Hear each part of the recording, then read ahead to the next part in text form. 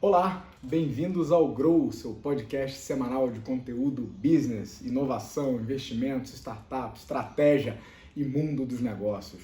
Estamos no Spotify, estamos no SoundCloud, estamos no iTunes e em vídeo no IGTV e no YouTube. Toda semana conteúdo atualizado, relevante, opiniões, provocações. Sigam mandando pautas, sigam pedindo ajuda, só não peçam dinheiro e não mandem nudes. Vamos à pauta. Primeiro de tudo, um salve para a Romênia. O pessoal me viu postando sobre isso e pediu um salve. Temos brazucas morando em Bucareste. Um abraço. Vamos lá. Pauta número 1. Movimentação das food techs. Quem mexeu na minha comida? O gigante Sapori e a Lucofit, a startup Lucofit. Gigantes startups num movimento de diversificação. Número 2, coronavírus e as startups da China, seca de funding. Vamos falar de gestão de riscos, vamos falar de gestão de crise. Número 3, moto com 2 T's, moto com U, a Localiza dos motoboys, inovando em mercados óbvios. Vamos falar aí de mobilidade e vamos falar de modelo de negócio de startups daquele jeito que a gente gosta, né? Baseado em lucro, não em cash burn. Número 4, como vender mais. Vamos falar sim de vendas. Vou falar 3 coisas de venda. Vamos falar de filosofia de vendas, vamos falar de diagnóstico, de ciência de vendas. Número 5, a investida da semana, Lucofit. Vou contar para vocês como é que esse negócio me escapou pela mão e infelizmente hoje ela não é uma investida, mas tem um bom motivo dela estar aqui. Número 6, a dica Grow, né? Toda semana tem uma dica bacana. De hoje é de conteúdo, de uma pessoa que gera um conteúdo assim, ó, de muita qualidade, que acho que vocês vão gostar. E o número 7 é o nosso bônus. Então, sem mais delongas, vamos lá. Número 1, quem mexeu na minha comida? Movimentação no mercado de alimentação. A gigante multinacional brasileira Sapori abocanha a food tech Lucofit e mais 2 startups em uma única tacada. Há pouquíssimo tempo atrás, na verdade, foi formalizado esse negócio. A Sapori é uma gigante multinacional B2B, né, de alimentação coletiva, ela opera restaurantes corporativos, tem uma operação, acho que em 3 ou 4 países aqui na América Latina e adquire numa tacada só 3 startups. Vocês devem lembrar que alguns episódios atrás nós falamos sobre sistemas de inovação aberta e sobre Open Innovation e sobre como a aquisição parcial ou integral de startups é uma das estratégias que pode ser utilizada num sistema de inovação aberta. É exatamente isso que a Sapori fez. Então ela comprou numa tacada a Lucofit, a Chip e a Zait. A Lucofit é especializada em alimentação saudável congelada, entregue a domicílio para B2C. A Chip é uma plataforma de logística de alimentação e a Zait é um mercado autônomo, um mercado físico, um supermercado todo autônomo. Esse é um movimento de... Enfim, eu não queria aqui explorar o aspecto food da coisa, apesar de ser uma notícia bacana e tal, eu não sou especialista no mercado de alimentação, fora comer, que eu sei muito bem. Mas eu queria explorar, e aí sim é muito mais a minha área de conforto, do ponto de vista de estratégia e de diversificação. A Sapori é uma gigante nacional, já existe há quase 20 anos, fatura 2 bi no ano, serve mais de 1 milhão de refeições por mês. Então eles operam aqueles restaurantes de planta industrial, restaurante corporativo, tem diversos níveis de serviço de atendimento conforme a negociação com cada cliente deles. Tem quase 1.000 clientes. Então é uma operação super B2B, essa de restaurante corporativo. E agora, em 2016 já tinham feito um movimento de entrar no varejo com a distribuição de alimentação lá nas Olimpíadas. E agora com essa atacada, olha que lindo, com essa compra, eles ao mesmo tempo abrem 4 frentes, se não novas, no mínimo, que estão sendo expandidas nesse momento. Primeiro, a fronteira do B2C, né? Então deixam de ser um negócio exclusivamente que vende para empresas e para negócio e passa a olhar consumidor final, principalmente ali na ponta de varejo. Entra no segmento de alimentação saudável, que é um filão excelente, né? Com boas margens, um mercado que vai dar boas-vindas às competências que a Sapori já tem de logística, de operação.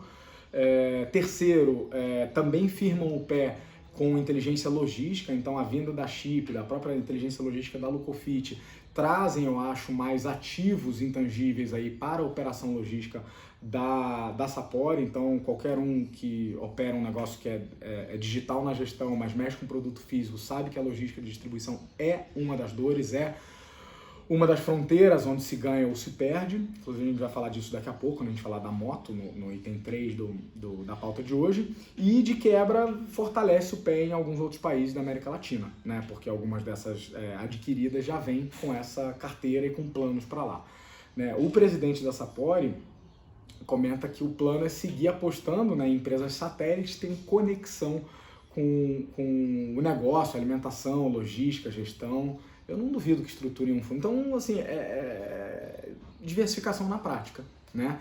Expandindo várias fronteiras do negócio deles sem deixar de abrir mão do foco que é alimentação saudável. Meu ponto o fato de você ter um core business bem definido não necessariamente limita aquilo a um tipo de produto ou serviço que é o que você faz hoje. Disse e repito, você muito provavelmente, a sua organização, o seu negócio tem competências que te permitiriam oferecer outras coisas próximas. Isso que o Mendes chamou de empresas satélites, né? Ou seja, coisas que são próximas da sua operação suficiente para você ter ganhos de sinergia, de escala, ampliar fronteiras, seja geográficas, seja de mercado, seja de nicho.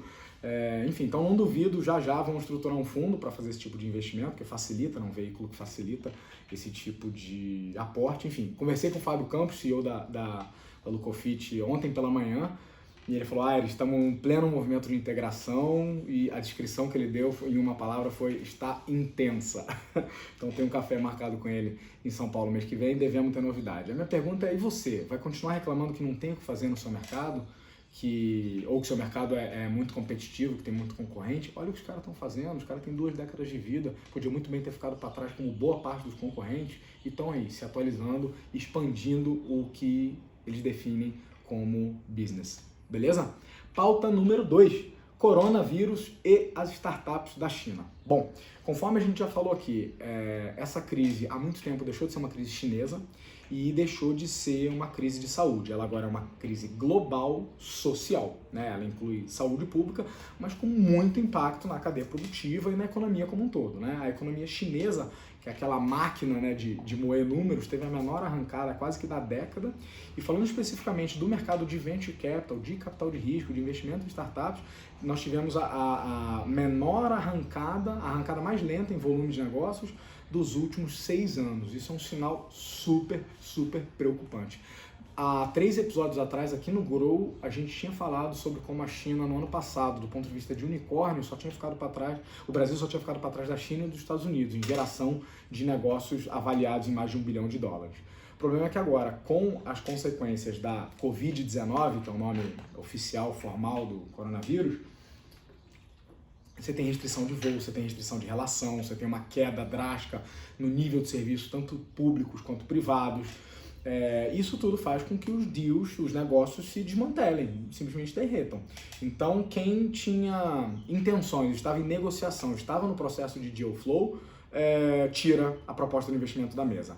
Quem já tinha investido e estava no início da relação, muito provavelmente consegue cancelar e voltar atrás. Normalmente, nesses contratos, tem cláusulas que prevêem esse tipo de coisa e uma pandemia como essa aciona facilmente uma cláusula que desmantela o negócio. E quem já tinha aportado, esse dinheiro já estava sendo consumido pelo startup, vai provavelmente ou fazer exit, vender barato o ativo, ou se tiver capacidade de caixa, vai segurar o investimento, fazer o hold forever, né? Manter o investimento ali na startup, esperar esse investimento derreter e ver se na volta consegue se fazer alguma coisa, né? Tem investidores que eu conheço que dizem que você só tem prejuízo quando você realiza, né? Quando você tira. Enquanto a grana tá lá, enfim, pra galera que curte criptomoeda e sabe do que eu tô falando. Então, essa é uma possibilidade também, mas fato é que desmantelam-se os negócios. E a sugestão dos especialistas para essas startups, que é uma dica que vale aqui também, acho que vale para qualquer startup do mundo quando você é abatido pela crise, qualquer que seja o motivo, qualquer que seja o estopim ou a causa, se existe uma seca de funding, o que você pode fazer? A sugestão é encolha, entre em modo hibernação. Se as variáveis que causaram são fortes demais e você não tem influência sobre elas, só te resta se adaptar. Encolha, entra em modo low energy. para garantir o mínimo de sobrevivência. Então, vamos falar um pouco de gestão de risco, né? Gestão de risco basicamente é influenciar o futuro a seu favor. Estudar passado, tentar prever futuro, influenciar, né? E aí isso se quebra em duas vertentes. Influenciar as variáveis que são passíveis de influência ou de controle a seu favor e se preparar para as outras. Que se desdobre em mais duas subcategorias. As variáveis que a gente consegue enxergar e prever e as variáveis que a gente não consegue enxergar e prever.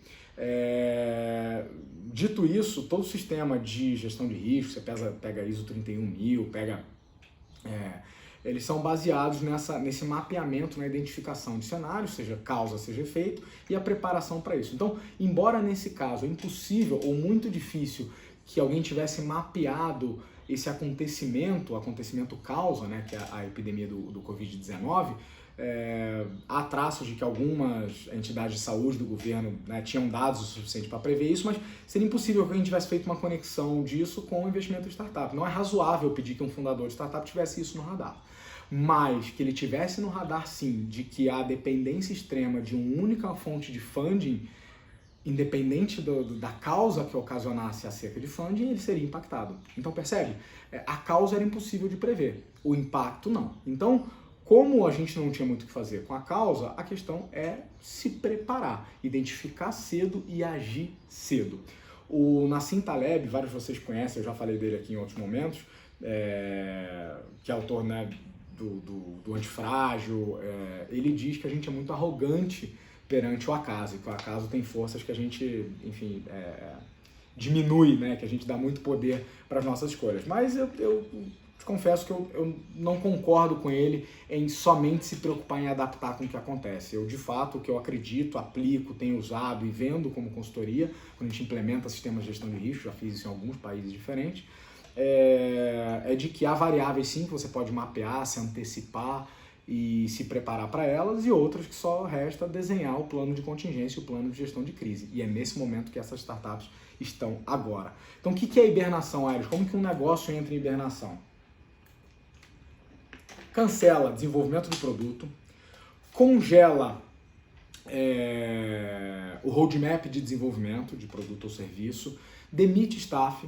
Eu sei que é triste, eu sei que é difícil, mas enfim. Se possível, usa equity para manter algumas pessoas estratégicas ainda ligadas ao time, né? Então, já que você não tem fluxo de caixa, o dinheiro secou, não é incomum utilizar-se de participação na empresa para manter alguns perfis estratégicos perto. Então, aquele head de marketing, aquela diretora de conteúdo que foi difícil trazer, que estava fazendo sentido, que você vai precisar dela quando a crise passar, faz sentido eventualmente fazer um veículo como um contrato de vesting, né, dar uma participação ali, porque em algum momento vai passar, a crise vai passar, a economia, né, já falamos outras vezes, é um fenômeno sistólico e diastólico, ela cresce, encolhe, e é por isso que eu estou tratando esse caso da China como pano de fundo, para a gente pensar em como se lida com riscos e com a crise, porque isso serve para cá, isso serve para empresas do mundo inteiro, de qualquer tamanho, de qualquer segmento. Então, se possível, usa equity para manter alguns dessas posições estratégicas para esse momento que vai voltar. Nesse momento é o que dá para fazer, entre hibernação e espera passar, porque se alguém falar que sabe o que vai acontecer, é mentira. Ainda é muito cedo para ver até onde isso aí vai se desenrolar, né? A gente ainda vai ver muita notícia dessa crise social global aí. Minha pergunta é, você faz gestão de risco? Você tem um sistema minimamente estruturado, e quando eu digo estruturado não é burocrático não, viu galera? Dá para fazer de maneira simples. Minimamente estruturado que mapeia as variáveis e as tendências ao seu redor, antecipa algumas coisas, prepara planos de contingência do que fazer quando der merda. Muitas vezes, eu já fui um cliente que me falou isso, que me contratou porque a gente sabe o que fazer quando não se sabe o que fazer. Isso é importante, é se preparar até para aquelas coisas que não tem como prever, né? E a gestão do risco nos ensina a fazer isso. Meu ponto é, se você não tem, tenha. E é tempo de pensar nisso em época de vacas gordas. Por quê? Quando chega a crise, quem está despreparado é lavado do cenário, independente do motivo da crise, né? Na última crise aqui no Brasil, a gente viu muito amador morrer e na próxima veremos mais ainda. É normal, é o mercado se ajustando, é a seleção natural, é o darwinismo dos negócios. Isso vai continuar acontecendo. Quem estiver preparado, tiver um sistema de gestão de risco, está olhando na frente, vê primeiro, age primeiro, toma as ações necessárias primeiro. Cara, teve cliente meu comprando concorrente na última crise. Então, assim, dá para se preparar e sair bem. Tema número 3, a startup Moto, com 2 T's e U, a Localiza dos motoboys. Quem me conhece já deve ter ouvido a seguinte frase: só tem negócio onde tem problema, onde tem necessidade. E eu tenho apontado essa abundância de oportunidade, ainda mais num país que é abundante em problemas como o nosso. Então tem as oportunidades nas áreas tradicionais, historicamente mal servidas no Brasil e em vários outros lugares, como educação, segurança pública, gestão de ativos públicos, saúde, enfim. E temos as necessidades que são colaterais, que são criadas a partir de outros movimentos sociais. E é uma delas que eu vou falar. Uma delas é motoboy, né? Esses lactobacilos vivos da nossa mobilidade nacional, né, fazendo referência ao personagem do Marco Luque, no motoboy, eles crescem em velocidade assustadora, mas não suprem a demanda. Conforme milhões de pedidos diários têm migrado do canal do telefone para o celular, com as super plataformas e aplicativos que a gente também já falou aqui, não tem moto para todo mundo e tem oportunidade. Tem gente querendo trabalhar e falta o acesso a isso aí. Então, alguns fundadores da Cirela, da Yellow, da 99, o ACO da Renner, casaram ali uma grana e estão apostando numa rent-a-bike. Rent-a-bike é uma expressão livre que eu inventei agora, que certamente deve estar disponível, né? Não inventei, mas que faz sentido agora, um trocadilho com rent-a-car, né? Como se fosse uma Localiza, uma agência locadora, que é a Moto, né? Com 2 T's e U. A Moto, na verdade, ela foi fundada, esses são investidores, esses que eu mencionei. Ela foi fundada pelo Rubens Anelato, ele é ex-analista lá da XP Investimentos, salvo engano é ex-sócio da LL também. Ele fundou e concebeu para ela ser uma locadora de motos focada nesse mercado, né? Uma locadora de motos para motoboys. Diferença no modelo de negócio. Eles querem monetizar, eles compram esse ativo nessas motos em escala, e aí, claro, que é um custo muito interessante, né? Um investimento muito interessante, e a ideia é monetizar o ativo e conseguir rentabilizar o negócio junto somente com o fluxo de caixa mensal, né, do serviço. Então, não estão pensando em vender o ativo no final, então, diferentemente de locadoras de carro, chega um ponto da curva de depreciação do carro, quando ele chega a X quilômetros ou X anos, etc., o pessoal põe para vender. A ideia aqui da moto é usar o ativo até a sua exaustão operacional, ou seja, até fazer sentido ele continuar operando, onde não tiver risco, etc. e tal, o custo de manutenção for até nível Y, eles vão definir qual que é esse ponto, e desmobiliza, tira o ativo, né, da base. Eventualmente as peças vão para manutenção, enfim, tem coisas que dá para fazer. E desmobiliza. Eu vejo vários desafios, se você me perguntar como consultor. Tem desafio de logística, tem desafio da manutenção, porque é um ativo de uso intenso, tem inadimplência, tem roubo, é um ativo de fácil encaminhamento, né, como mercadoria roubada, enfim, a priori eles têm solução para isso tudo, mas é aquela história, né, todo mundo está preparado até entrar no ringue e levar o primeiro soco. Espero que tenham mesmo, eles apresentaram desde processos super minuciosos de avaliação de motoboys até inteligência artificial para ajudar com a questão de perfis e para diminuir a questão do roubo. Então eles têm solução a princípio para isso tudo. Já estão alugando 200 motos em São Paulo, estão operando algumas semanas. A cereja do bolo que me encantou. O modelo de negócio, segundo o Rubens, o fundador, esse é um modelo feito para atingir o break-even rápido. Ou seja, a ideia não é se basear em queima de caixa, como boa parte dos modelos que a gente viu nos últimos anos e que a gente está vendo ruir. É o bom e velho gerar caixa sim, mas gerar resultado o quanto antes, né? Se pagar, remunerar investidor e começar a gerar lucro o quanto antes. Soa como música para os meus ouvidos, para boa parte dos investidores que eu conheço. Vamos ver, estou curioso para ver os próximos passos. O meu ponto, novamente, eu não quero falar aqui só sobre mobilidade, porque eu estou longe de ser um especialista em mobilidade. Tirando as motos que eu piloto e pilotei, não sei o quanto que eu entendo disso. Comentei aqui da origem em motos, né, de motos elétricas, mas é um outro mercado, mas estou longe de ser um especialista. Meu ponto vocês conseguem enxergar a beleza desse modelo de negócio? Primeiro, ele é simples. Ele tem uma certa complexidade na operação, mas como modelo, ele é simples. E segundo, ele enxerga através do óbvio, do que todo mundo estava vendo. Alguém questiona que é óbvio que o comportamento do consumidor está migrando do telefone para os aplicativos, para a tela do celular?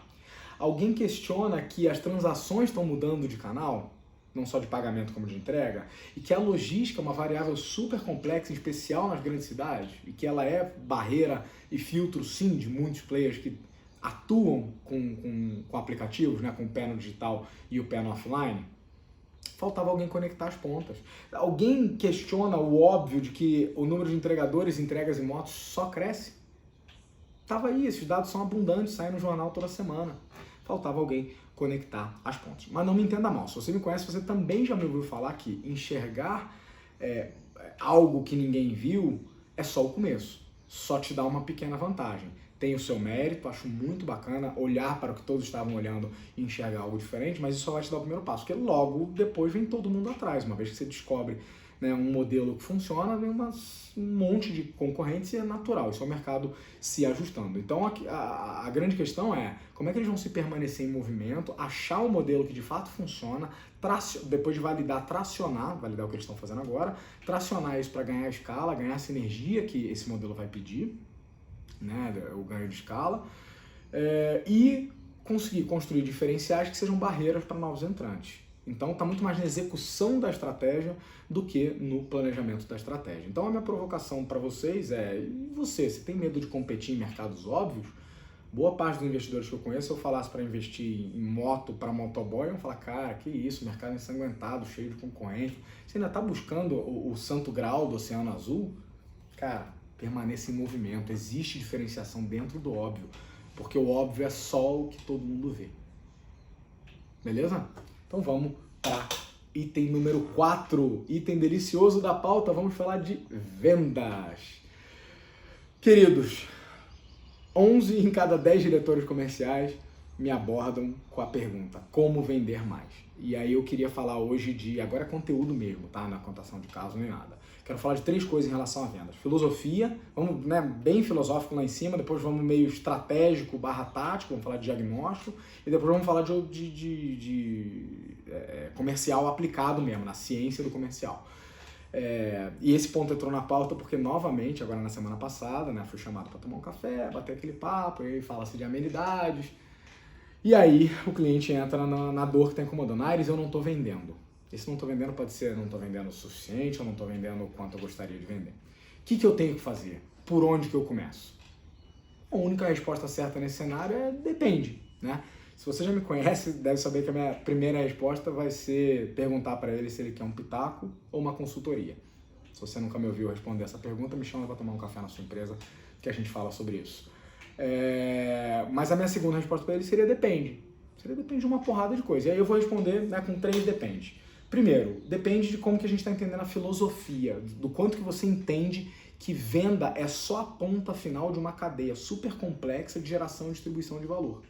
De que normalmente o seu problema de vendas, ele é somente onde está estourando um problema que nasceu lá atrás e que muito provavelmente não nasceu numa causa só. Vocês já me ouviram falar que avião grande não cai por um motivo só, então dificilmente, pelo menos no nível de complexidade que a gente joga na consultoria e dos clientes que a gente atende, não tem assim, você vai lá e descobre uma variável que estava tudo errado, conserta, mexe naquele parafuso ali e começa a vender que nem maluco. Você levanta alguns problemas possíveis que estão atuando como ofensores e causando atrito no processo de venda. Então, possivelmente tem que mexer alguma coisa em processo, talvez um pouco em perfil, talvez um pouco em treinamento, talvez um pouco em tecnologia. Agora, nada disso, a gente vai entrar nesse ponto no item 2, nada disso funciona se você não entender que a venda é a ponta, né, uma ponta de um processo que começa lá atrás. Então vamos falar de modelo de negócio. O que é modelo de negócio? É a lógica que descreve 3 coisas.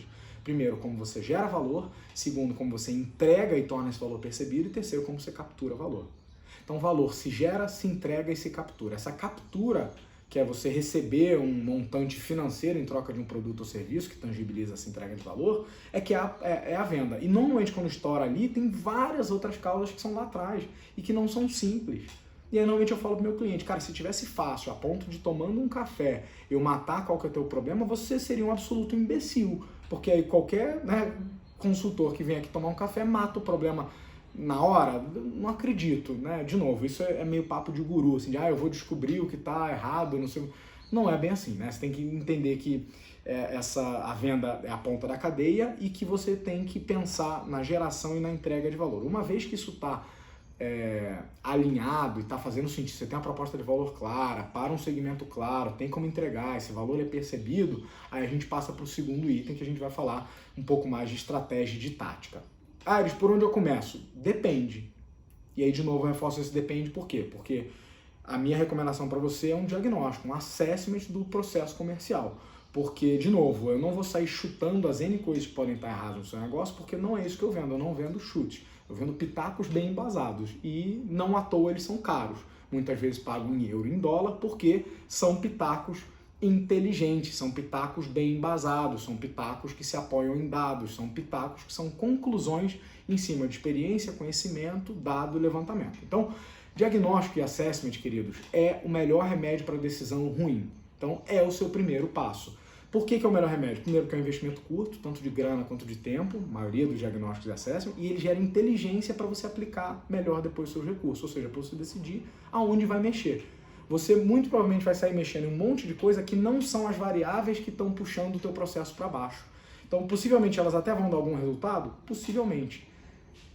É onde você deveria estar mexendo? É o gargalo? Não, os gargalos não são óbvios, tá? Então, pelo amor de Deus, mais decisões baseadas em dados e menos decisões baseadas em achismo, tá? Então, é baseado num diagnóstico e num assessment que a gente vai saber aonde mexer para ser mais efetivo. Aí no diagnóstico a gente toca ferramenta, processo, captura, atração, relacionamento com o cliente, pós-venda, faz cliente oculto, conversa com as pontas, conversa com o vendedor, entende o processo comercial.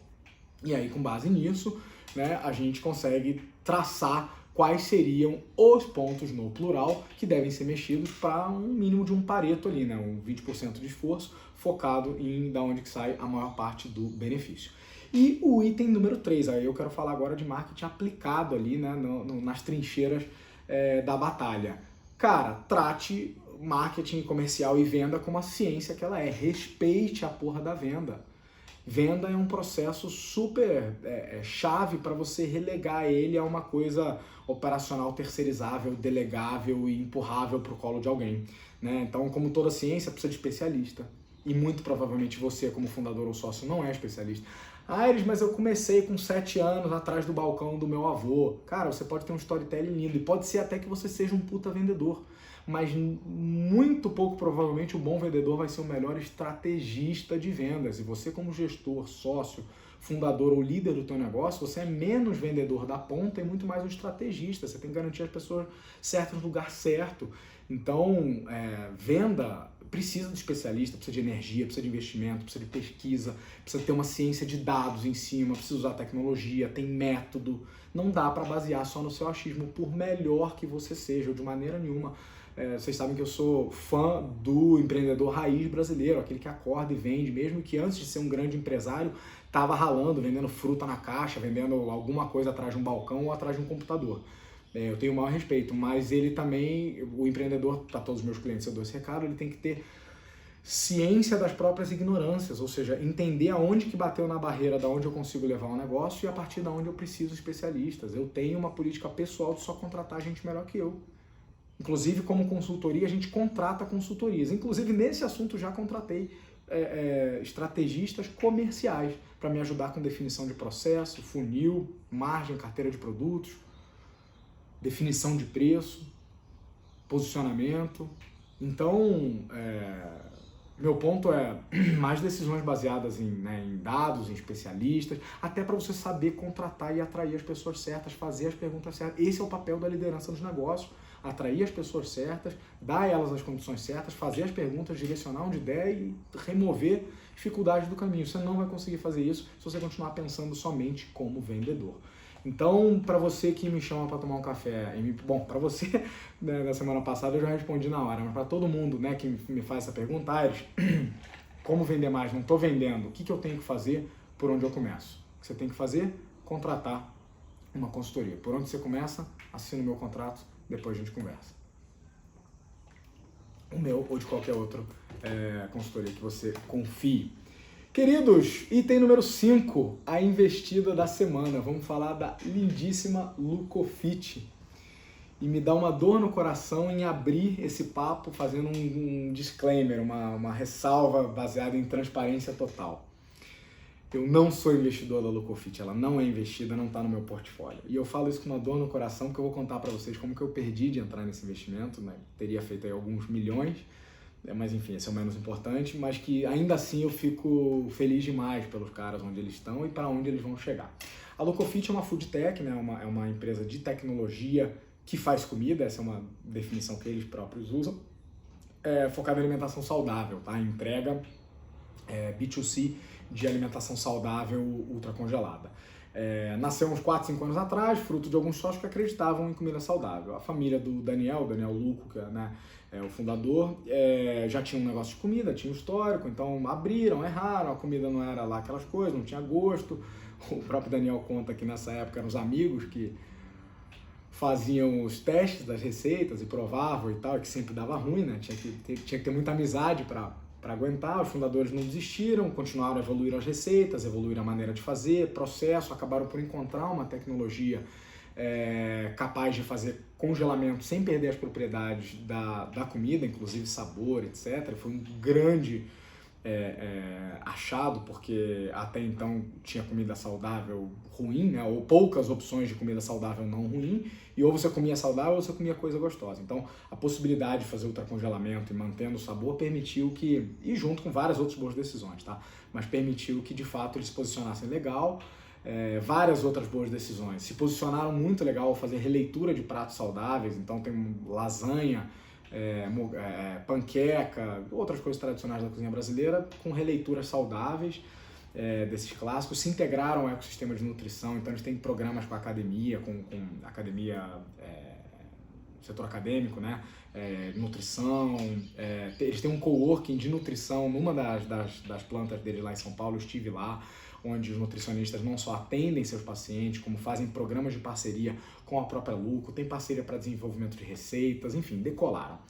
Meio do ano passado, meio de 2019, um amigo ex-Price me avisa do deal, né? Fala, tem essa galera aqui, eu queria, né, botar vocês em contato, e entrou no radar da Curitiba Angels. E entraram no processo de deal flow, né? Vocês já me ouviram falar de deal flow aqui? Deal flow nada mais é que, numa tradução direta, o fluxo do negócio, aquele trilho, aquele processo de investimento, desde o momento que a startup solicita investimento numa casa de investimento, até o momento que ela é triada, selecionada, entrevista, pitch night, comitê de análise, termina lá no final com um contrato assinado e com um investimento. Aliás, termina não, começa, né? Mas o processo de investimento, de entrada, né, de investidores numa startup termina aí e começa o relacionamento dos investidores com a startup. Para resumir, essa startup estava na última etapa do deal flow. Eu era o líder da rodada, a gente já tinha passado por todas as etapas, até reunião em loco, visitamos os caras, entrou a proposta de compra, né? Então a gente estava ali entrando, a gente ia fechar a contraproposta dos investidores e entrar para o due diligence final, né? Aquela parte mais de compliance que a gente levanta passivo trabalhista, passivo jurídico, né? CPF de sócio, essas coisas, para fazer contrato e já entrar para o depósito. Então, nesse momento, entrou a notícia da proposta de compra, que estava na mesa, congela-se tudo, congelam-se as negociações, ficou um tempo ali, né, até segunda ordem, até o momento que a gente foi formalmente comunicado que a compra ia rolar e que o negócio estava fora da mesa. Muito feliz por eles, né? Esse certamente é um negócio que é uma pena não ter entrado, porque teria aprendido muito, possivelmente colaborado muito. Os outros investidores que estavam entrando na rodada também era gente muito capaz e competente, inclusive no mercado de alimentação e logística. Então teria colaborado muito, teria ganho muita grana, seria um investimento para mais de 7 dígitos. Mas isso é o de menos, eu fico muito feliz por eles, muito feliz mesmo. Eles têm um time, são gente muito competente, trabalhadora, muito bem preparados, tá? Até do ponto de vista de formação e de experiência, os sócios com visão, com inspiração. Puta time, montaram um time muito bom lá na fábrica, tem uma tecnologia boa e agora tem a retaguarda de um baita grupo, né, que a gente comentou lá no item 1, a Sapori, né, que fez a compra, entrou aí com um capital muito pesado. Então, em breve, saem mais novidades. Eu falei com vocês, né, conversei com o Daniel, com o Fábio recentemente, e ele disse que vem novidade por aí, então em plena integração. Então, Daniel, Fábio, Gustavo, cara, respeito, admiração, parabéns para vocês, time da Luco, liberação demais, rapaziada. Preciso passar aí para fazer refil do meu freezer, porque aquelas comidinhas, os doces, os salgados, as bebidas, já secou o freezer aqui. Mês que vem tamo aí. Item número 6 da pauta de hoje é a nossa dica Grow da semana. A nossa dica Grow da semana é sempre alguma coisa relacionada aqui com a nossa pauta, e a dica da semana é de conteúdo. Vários de vocês conhecem, talvez não saibam da novidade, meu grande amigo Alan Costa, que é, enfim, quem consome conteúdo de inovação e de empreendedorismo certamente conhece. O Alan é um expoente do mercado brasileiro, tem uma porrada de colaborações no recorde dele, já foi superintendente do Sebrae, ajudou a fundar a plataforma AAA, né, um dos fundadores lá, aquela plataforma de conteúdo de inovação, aliás, super recomendo. Enfim, tem várias passagens, estava no time fundador da Curitiba Angels também, e é um bom amigo, é motociclista, adora um bom vinho, adora um bom papo, rock and roll. E acabou de entrar essa semana no time de colunistas da Gazeta do Povo. Então vamos contar com ele aí a partir de toda semana, com conteúdo relevante. O primeiro ele já soltou lá, e a provocação que ele faz é como que a inovação vai impactar em você amanhã. Eu vou soltar o link aí no Stories, dá uma lida lá, recomendo. Grande Alan, parabéns, parceiro. Muito bom continuar acompanhando a tua história, consumindo tudo que você faz que é de qualidade. O Alan agora tá no segmento privado, né? Ele tá num business de tecnologia, de cybersecurity, que é um dos businesses, né? Um dos segmentos aí super bombásticos. Temos coisas para falar de cybersec na próxima edição, mas para não desvirtuar aqui, só fica o abraço e o salve. Beleza? O item número 7 é o bônus, então vocês sabem, o bônus sai direto lá no Stories, então não interessa se você está nos ouvindo em qual plataforma. Corre lá no meu Stories, onde a gente está soltando esses episódios lá no IGTV, no Instagram, que sempre tem um download, um artefato, um presente, um bônus. Tá joia? Continue mandando temas. Importante, não esqueçam de compartilhar. A única coisa que eu peço para vocês, estamos gerando conteúdo de qualidade, a equipe tá rodando aqui 24/7 na pesquisa, para gerar conteúdo relevante de qualidade para vocês. Então divulguem, compartilha no teu Stories, compartilha, escreve o que você gostou, fala, galera, vejam esse item aqui sobre as food techs, o que mais te chamou a atenção, comente o que gostou, o que não gostou, o que achou que a gente podia entrar mais a fundo, quais temas estão faltando, qual case de empresa, negócio, startup, investimento você quer ver aqui, beleza? Que a gente coloca na pauta e vamos para cima. Vamos nessa, que é só o começo. Grow!